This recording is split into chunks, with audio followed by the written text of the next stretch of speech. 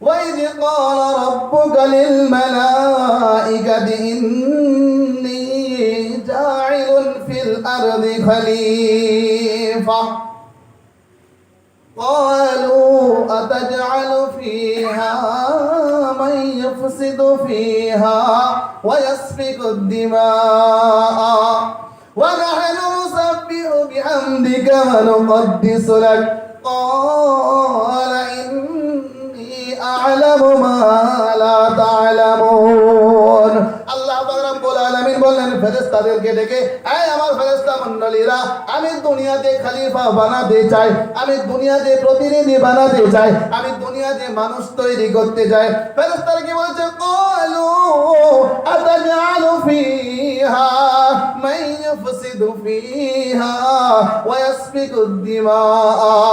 আল্লাহ পাক রব্বুল আলামিন, আপনি কেন মানুষ জাতিকে তৈরি করছেন? তারা নিজেরা ঝামেলা করবে, তারা নিজেরা দ্বন্দ্ব করবে, তারা নিজেরা খুন বাহাবে, রক্ত বাহাবে। আপনি কেন তাদেরকে দুনিয়াতে তৈরি করতে যাচ্ছেন? আল্লাহ পাক রব্বুল আলামিনের কাছে তারা এই রকম কথা বলে, ওয়া নাহনু নুসাব্বিহু বিহামদিকা ওয়া নুকদ্দিসু লাক। আমরা আপনার প্রশংসা করি, আমরা আপনার জিকির আজকার করি, আমরা আপনার তাসবিহ তাহলিল করি।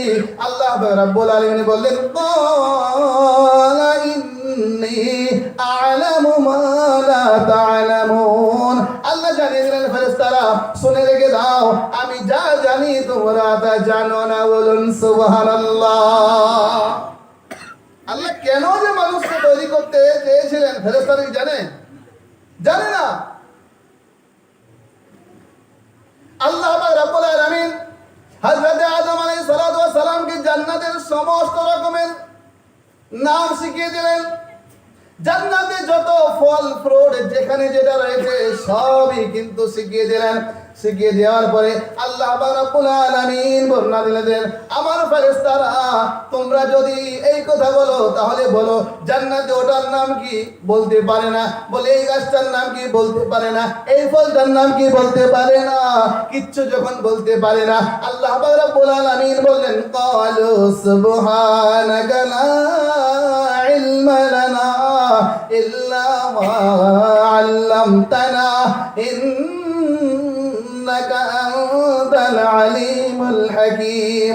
ফেরেশতারা বলে, আল্লাহ রাব্বুল আলামিন, আমরা কিন্তু জানি না, তুমি তো পাকজাত, তুমি তো মহান, কারণ তুমি আমাদেরকে যতটুকু শিক্ষা দিয়েছো তার বাইরে আমরা কিচ্ছু জানি না।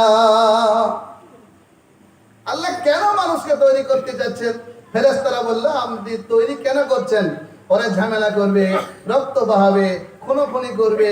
আমরা তো আপনার জিকির আজকার তাসবিহ তাহলিল করি। আল্লাহ বলেন, কি বলছো তোমরা? জানো না আমি কেন তৈরি করতে যাচ্ছি? আল্লাহ রাব্বুল আলামিন বর্ণনা দিলেন, আর রহমান আল্লামাল কুরআন খালাকাল ইনসানা আল্লামাহুল বায়ান। যে ইলমটা ফেরেশতাদেরকে আল্লাহ দেয় নাই, সেই শিক্ষাটা আল্লাহ তাআলা মানুষদেরকে দিয়েছেন। সেই শিক্ষাটার নাম হলো আল কুরআন। বলুন সুবহানাল্লাহ। আল্লাহ বললেন, আমি তো রহমান দয়াবান। আল্লামাল কোরআন, মানুষদের কাছে কোরআনের ইলম ছিল না, কোরআনের ইলম দান করা হলো। মানুষরা বলতে জানতো না, বলার ক্ষমতা দান করা হলো। আল্লাহ রাব্বুল আলামিন বললেন, এই ইলমটা যখন মানুষের কাছে পৌঁছাবে, এই শিক্ষাটা যখন মানুষের কাছে পৌঁছাবে, আল্লাহ বলেন, ইকরা বিসমি রাব্বিকাল্লাযী খালাক। তোমরা পড়ো রবের নাম নিয়ে, যিনি তোমাদেরকে তৈরি করেছেন। বলুন সুবহানাল্লাহ।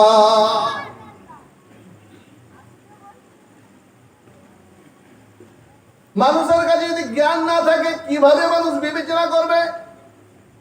প্রত্যেকটা বিষয়ের পার্থক্য কেমন ভাবে করবে? সম্ভব হবে না।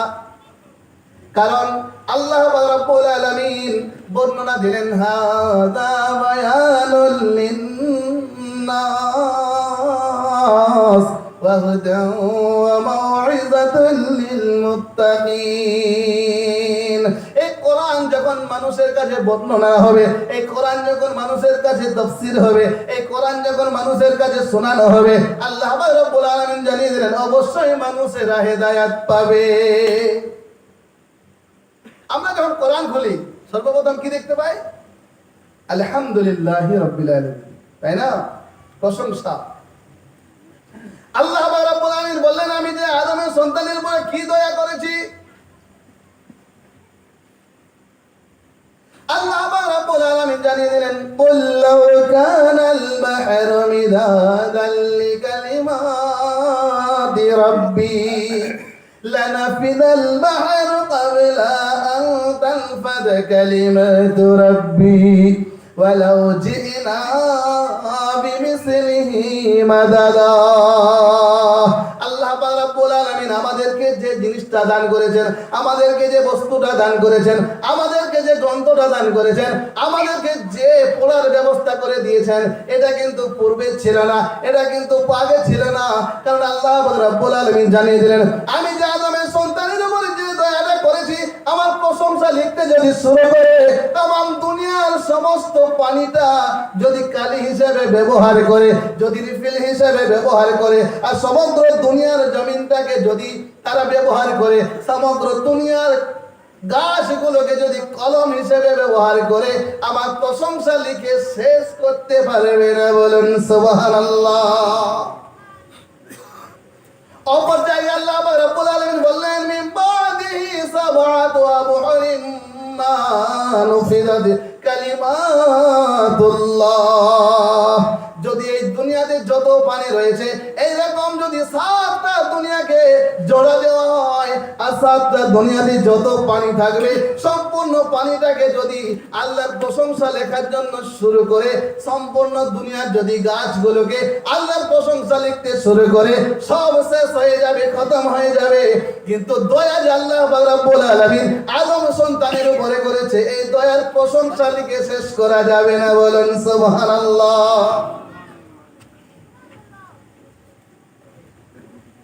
যে ভাষা আল্লাহ রাব্বুল আলামিন সর্বপ্রথম দিয়েছেন, কোরআন খোলার সাথে পাওয়া যাবে, আলহামদুলিল্লাহি রাব্বিল আলামিন। এই ভাষাটাকে আল্লাহ রাব্বুল আলামিন এত পছন্দ করেছেন, মানুষ যখন সিজদা করবে, সিজদার আগে এই ভাষাটা না বললে আল্লাহর কাছে কবুল হবে না। হবে বলুন? আরে আলহামদুলিল্লাহ শরীফ না পড়লে নামাজ হবে? হবে না। আর এই ভাষাটিকে আল্লাহ রাব্বুল আলামিন এত প্রিয় করেছেন, এই ভাষাটা শুধু দুনিয়াতে নয়, যারা জান্নাতে যাবে, ওয়া ক্বালুল হামদুলিল্লাহিল্লাযী সাদাকানা ওয়া'দাহু। আল্লাহ রাব্বুল আলামিন বর্ণনা দিলেন, যে সকল মানুষরা জান্নাতে চলে যাবে, জান্নাতি যখন হয়ে যাবে, জান্নাতে সর্বপ্রথম যে ভাষাটা হবে তার নাম হবে আলহামদুলিল্লাহ।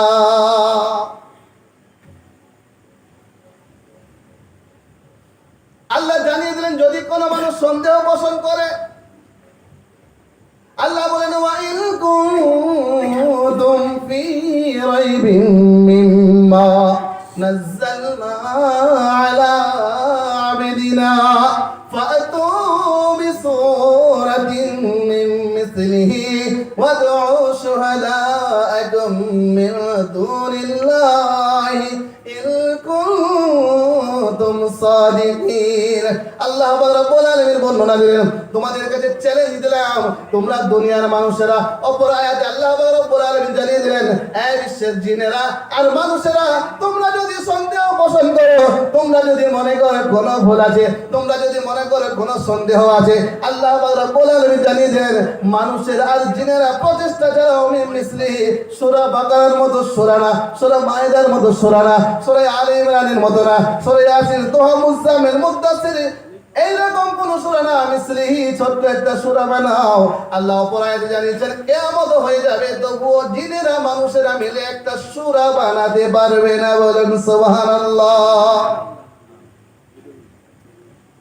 এত বড় দয়া করেছেন। আর আমরা মানুষ আর কি দয়া করছি জানেন?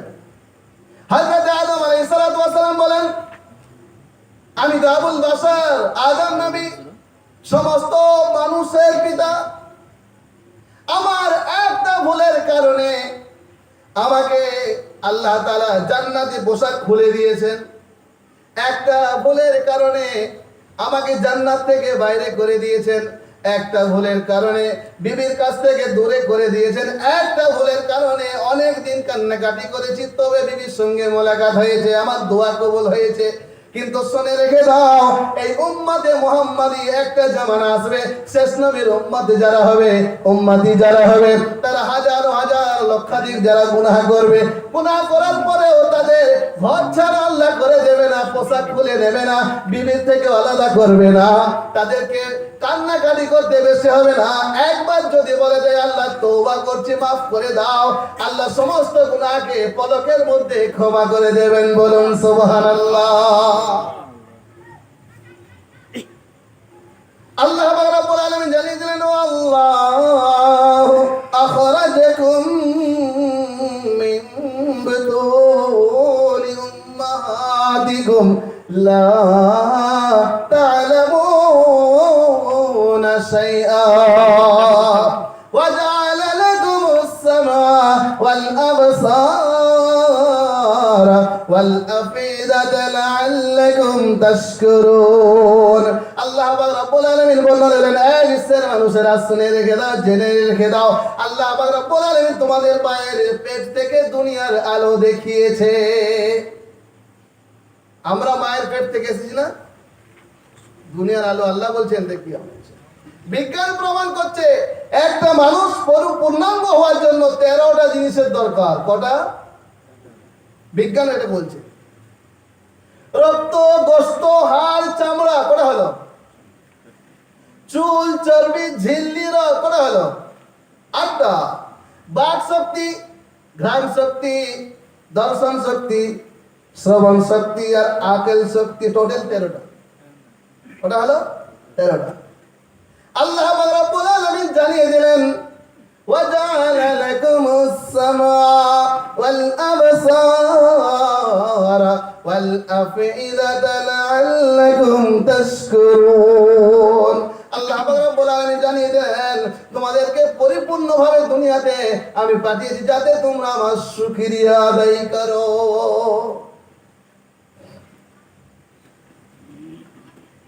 বিশ্বনবী সাল্লাল্লাহু আলাইহি ওয়াসাল্লামের কাছে সাহাবীরা বললেন, ইয়া রাসূলুল্লাহ সাল্লাল্লাহু আলাইহি ওয়াসাল্লাম, আমরা যদি নেকি অর্জন করতে চাই, আমরা যদি খরচা করতে চাই, আমরা সবার আগে কার জন্য খরচা করব বলুন? আপনারা জানেন তো, আপনি যে ইনকাম করছেন লক্ষাধিক টাকা প্রতি বছর ইনকাম করছেন, তো আপনি বলুন লক্ষ লক্ষ টাকা ইনকাম করছেন, খরচাও হচ্ছে, অনেক দিকে অনেক চলে যাচ্ছে, আপনার ইনকামের সর্বপ্রথম হকদার কে? আপনারা জ্ঞানী গুণী মানুষ বসে আছেন, আমি হয়তো শোনাতে এসেছি, কিন্তু জিজ্ঞাসা করে নিলাম যে আপনাদের মনোযোগ আছে না নেই? মনোযোগ আছে তো? আছে তো?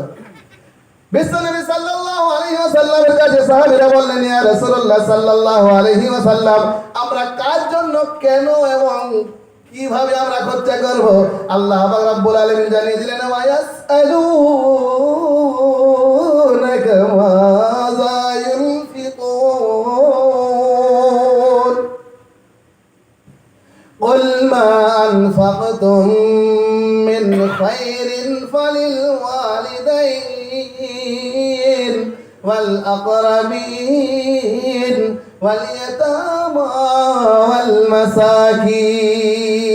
আল্লাহ রাব্বুল আলামিন বর্ণনা দিলেন, বিশ্বের মানুষেরা শুনে রেখে দাও, সর্বপ্রথম তুমি তোমার টাকা পয়সা উপার্জন থেকে তোমার বাবার জন্য আর মায়ের জন্য আগে খরচা করবে। বলুন সুবহানাল্লাহ। কেন? তোমার মায়ের পেট থেকে দুনিয়াতে আলো দেখানো হয়েছে, আল্লাহ বলছেন আমি দেখিয়েছি।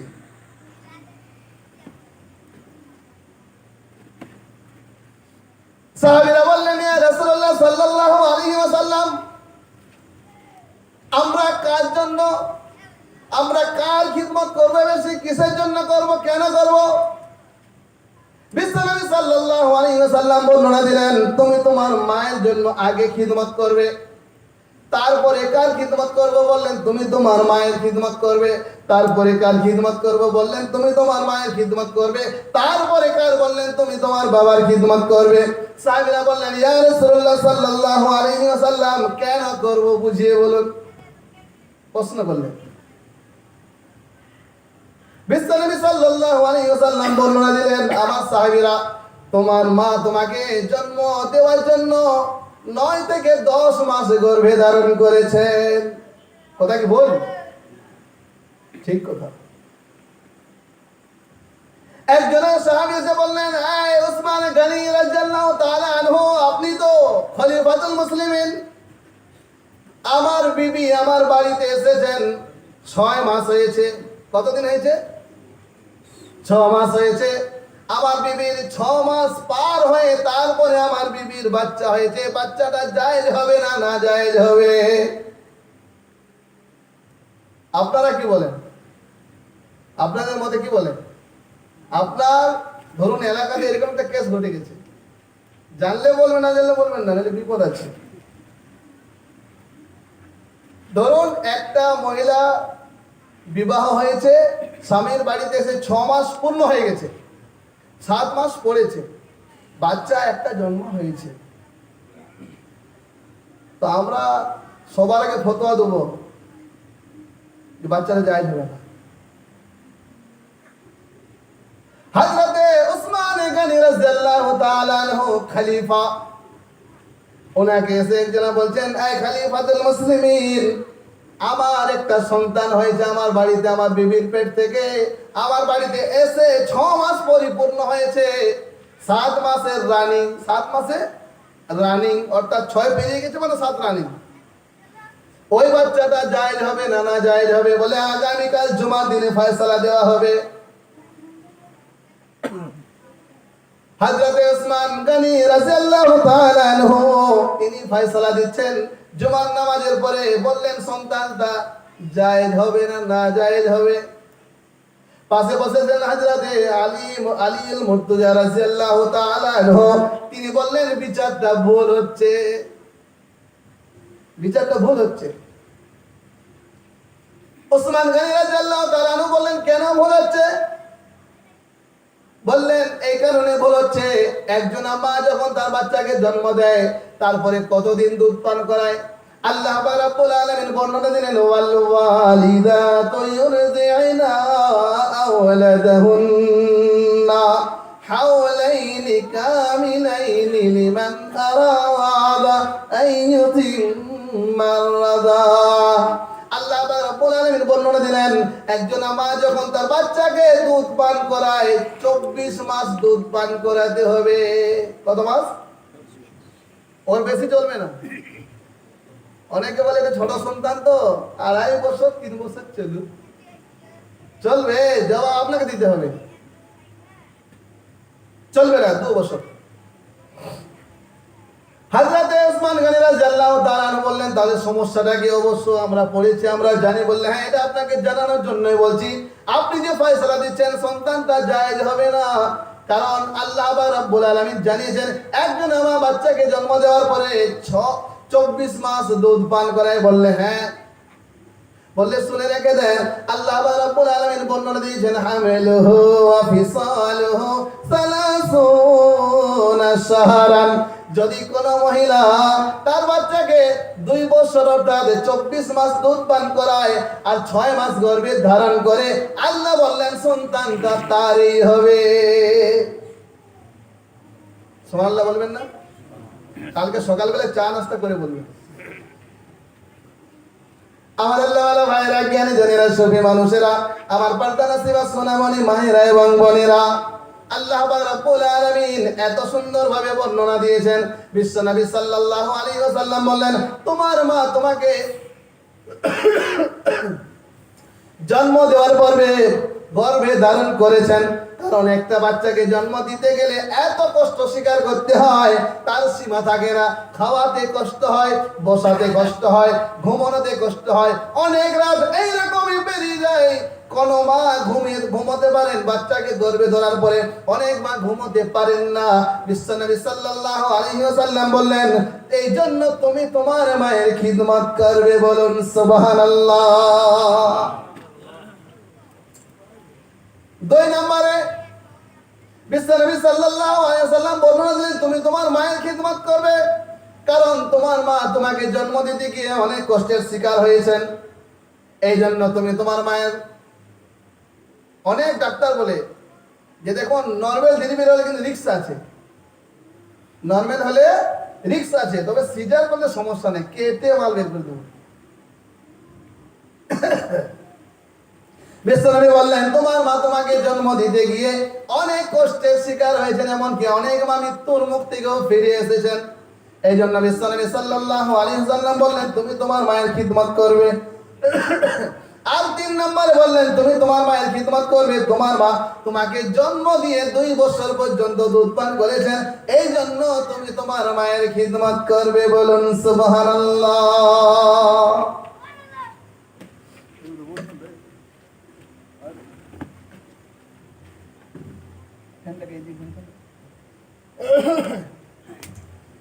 তারপরে বললেন তুমি তোমার বাবার খিদমত করবে, কারণ একজনা বাবা যখন তার সন্তানকে মানুষ করার জন্য, কি করার জন্য, আচ্ছা মানুষের ছেলে মানুষ হবে নাকি অন্য কিছু হবে, কথা বুঝতে পারছেন?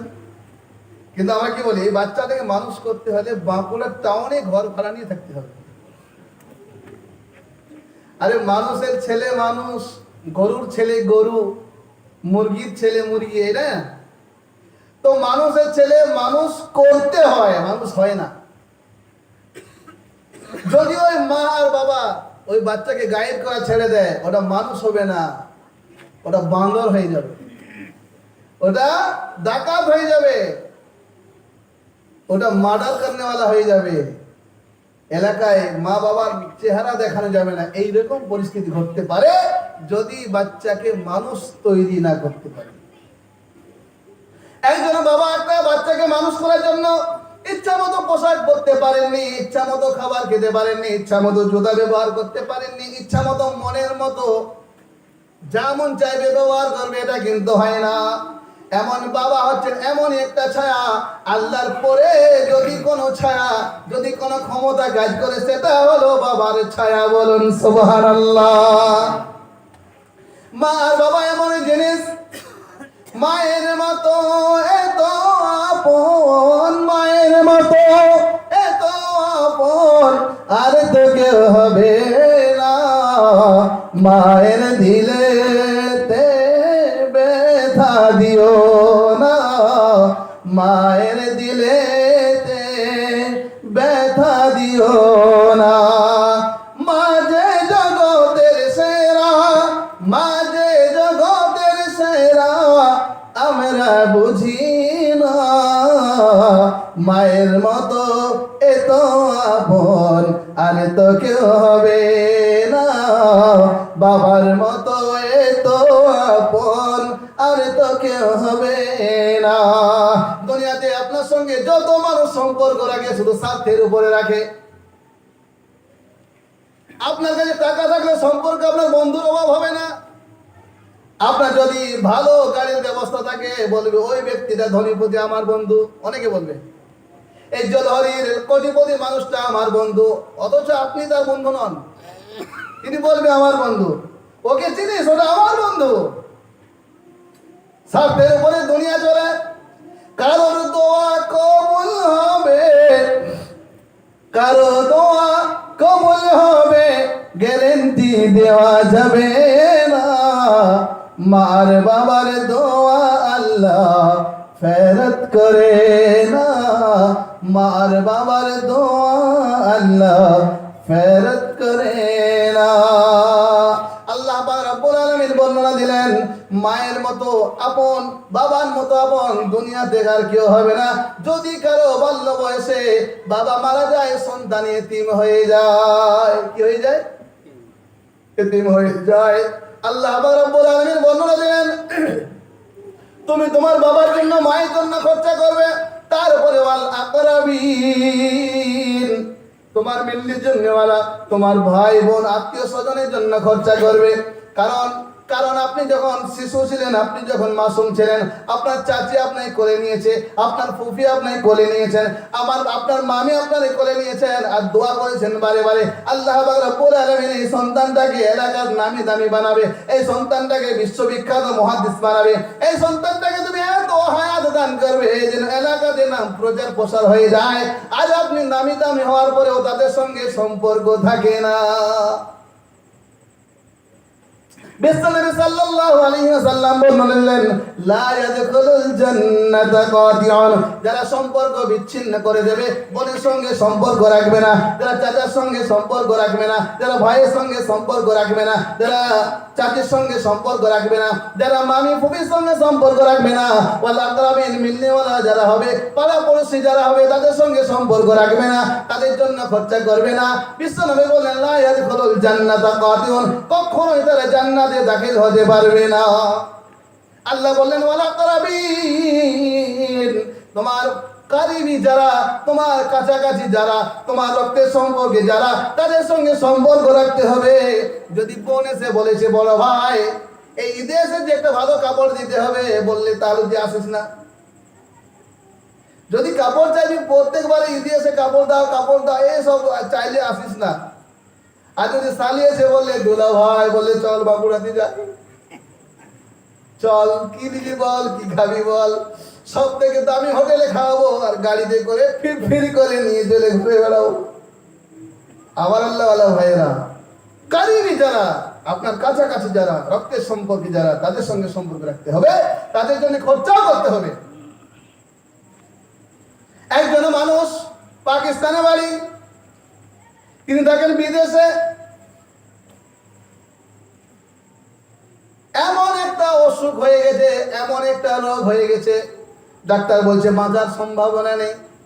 বললেন তাহলে কি হবে? উনি একটা বড় মুহাদ্দিসের কাছে গেছেন, যাওয়ার পরে বললেন, আমার তো জীবন শেষ, আমার আর সম্ভাবনা নেই বাঁচার, আপনি আমার জন্য একটু দোয়া করে দেন। এরকম হয় না অনেক সময়? দেখবেন গ্রামের মোস্তান ব্যক্তি অসুখে, অসুস্থতায়, রোগে আক্রান্ত হয়ে জড়ো হয়ে গেছে, ইমাম সাহেব দোয়া কথা বলতে দোয়া করে দিন। ইমামের খোঁজ জীবনে লেগে নাই, আজ যখন বিপদে পড়ি ইমাম সাহেব একটু দোয়া করে দিন জুমার নামাজে। ইমাম সাহেব বলছে, এই মোস্তান কোনোদিন খোঁজ খবর নেন, আল্লাহ এমন ভাবে ব্যবস্থা করেছে জুমার নামাজে। তো তিনি বলছেন, ওই মুফতি সাহেব, মুহাদ্দিস সাহেব, তিনি বলছেন, আপনি আপনার গ্রাম, আপনার এলাকা, আপনার আত্মীয় স্বজন, আপনার যারা কাজের সম্পর্কে মানুষ, তাদের কাছ থেকে আপনি দূরে কতদিন আছেন? বললেন 30 বছর। ধরে কাজ করুন, আপনি 30 দিন ওইখানে যান, আর যত আপনার মিল্লি জুলনেওয়ালা আছে, আপনার পরিচিত আছে, আপনার রক্তের বন্ধনের মানুষ আছে, তাদের সঙ্গে সাক্ষাৎ করুন, আর সাক্ষাৎ করে তাদের কিছু কিছু অভাবকে মিটিয়ে দেন, আর তাদের সঙ্গে বসবেন, তাদের সঙ্গে কথা বলবেন, তাদের সঙ্গে খানা খাবেন। যান, এটা করুন, আশা রাখছি ইনশাল্লাহ আপনার কাজ হয়ে যাবে। ওই ব্যক্তি 30 দিন পরে ওই সকল মানুষদের সঙ্গে, প্রতিবেশী, আত্মীয় স্বজন, যাকে যেমন হয়েছে সহযোগিতা করেছে, দানের হাত বাড়িয়ে দিয়েছে, যখন ফিরে এসে টেস্ট করছে, রোগ খতম হয়ে গেছে, আর নেই শরীরে। এই জন্য যদি হায়াত বাড়াতে চান, বড় বড় বিপদ থেকে বাঁচতে চান, তাহলে মানুষের সঙ্গে মিষ্টি ভাষায় কথা বলুন, আত্মীয় স্বজনের সঙ্গে দেখা সাক্ষাৎ করুন, তাদেরকে দাওয়াত করুন, তাদের জন্য কিছু খরচা করুন। আল্লাহ রাব্বুল আলামিনের হুকুম আছে, ওয়াল আকরাবিন ওয়াল ইয়াতামা ওয়াল মাসাকিন, যারা ইতিম তাদের খবর নেন, এলাকাতে, গ্রামেতে, পাশের গ্রামেতে যার বাবা মারা গেছে, এইভাবে খবরটা নিতে হবে। আপনি যদি মারা যান, আপনার সন্তান ইতিম হয়ে যাবে, এইরকম মাথায় ভাবনা রেখে আপনি তাদের সঙ্গে দেখা সাক্ষাৎ করুন, কথাবার্তা বলুন, মাঝে মাঝে লুকিয়ে লুকিয়ে কিছু ব্যবস্থা করে দেন। এত জাকাতের টাকা সেখানে দিয়ে দেন, এত সদকার ফিতরার টাকা সেখানে দিয়ে দেন, লক্ষ লক্ষ টাকা।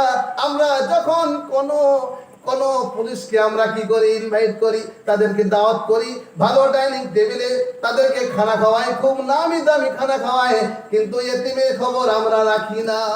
আল্লাহ পাক রব্বুল আলামিন বললেন, ওয়াল ইয়াতামা, খরচা যখন করবে ইতিমকে একবার খেয়াল করবে, ইতিমের জন্য খরচা করবে, ওয়াল মাসাকিন, এবং এই রকম ব্যক্তি যার বাড়ি নেই, যার বাসস্থানের ব্যবস্থা নেই, তাদের জন্য খরচা করতে হবে।